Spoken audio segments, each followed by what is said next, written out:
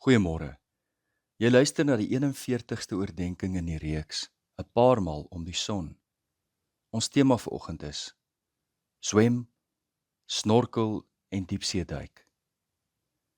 Toe ek en my vrou nog jonk getroud was, het ons een keer by Cape Vidal gaan kamp. Dis sekerlik een van die mooiste dele in ons land. Klein paradys wat in die noordelike kuswoude van KwaZulu-Natal weggesteek lê.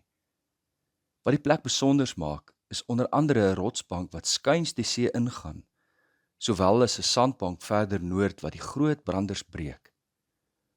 'n Mens kan vir ure lank in daardie kalm water net sit en die natuur skoon waardeer.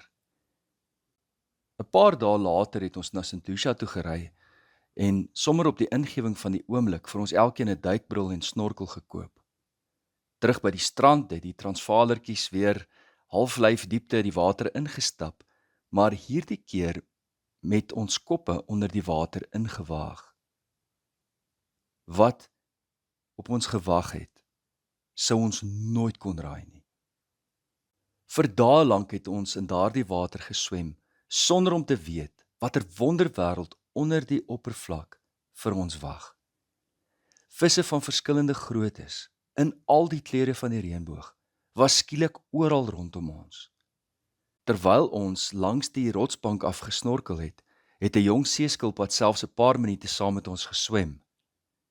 Tot vandag toe bly dit een van die hoogtepunte van al ons vakansies. Daardie vakansie het my iets belangrik geleer. Jy kan vir dae lank in die see wees, 'n lewe lank, en tog nooit werklik weet wat daar is nie. Bloot omdat jy nie jou kop onder die water druk nie.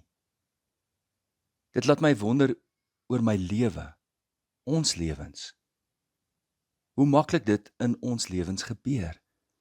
'n Mens kan deur situasies, gesprekke, in die natuur, selfs in jou stilte tyd, sit met jou kop bo die water en dink, dit is al wat daar is. En tog is daar 'n hele wêreld net onder die oppervlak. Ons het maar net gesnorkel. Dink nou net as 'n mens scuba en dit nog verder in die see inwaag, die oneindigheid van wat daar opgesluit lê, die geheimenisse van die oseane. En so is die lewe. Neem byvoorbeeld 'n preek. Vir een mens is dit bloot 'n herhaling van woorde wat hulle al gehoor het.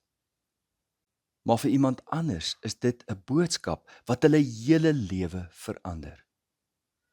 Dieselfde preek, maar die een persoon is bereid om hulle koppe onder die water in te druk en dieper te kyk, dieper te soek en te ervaar. Ek sien ook die Cape Vidal effek wanneer die Christelike geloof gekritiseer word. Baie kritici lees die Bybel asof dit 'n eenvoudige of selfs 'n primitiewe boek is en kom dan tot die gevolgtrekking dat daar niks besonder daaraan is nie. Maar iemand wat die geskiedenis van teologie ken, weet dat baie van die vrae wat vandag as nuut voorgehou word, oor God, oor lyding, oor boosheid, oor geloof, reeds eeue gelede diep en ernstig deur die kerkvaders bespreek is. Dit herinner my aan 'n opmerking wat een van ons professore gemaak het. Die woord van God is vlak genoeg dat kinders daarin kan speel, maar diep genoeg dat geleerdes daarin kan verdrink. Dit is juist die wonder van die Bybel en van geloof. Aan die een kant is die woord van God nie 'n elitistiese boek wat net vir akademici bedoel is nie. Die kern van die evangelie is vir klein kindertjies verstaanbaar. Aan die ander kant is die Bybel ook nie 'n simplistiese boek nie. Daar is lae van betekenis wat mense vir 'n leeftyd lank kan bestudeer sonder om ooit by die bodem uit te kom.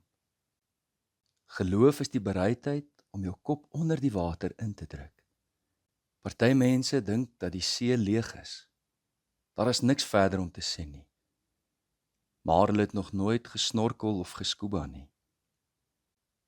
Saam met Paulus bely ons vanmôre: O diepte van die rykdom en wysheid en kennis van God. Hoe ondeurgrondelik is sy oordeele, hoe onnaspeurlik sy weë. Wie ken die bedoeling van die Here? Wie gee hom raad? Wie bewys hom 'n guns, sodat hy verplig is om iets terug te doen? Uit hom en deur hom en tot hom is alle dinge. Aan hom behoort die heerlikheid tot in ewigheid. Amen.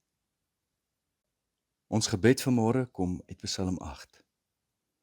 Here onse Here, hoe magtig is U naam oor die hele aarde. U wat U luister bo die hemelruim vestig.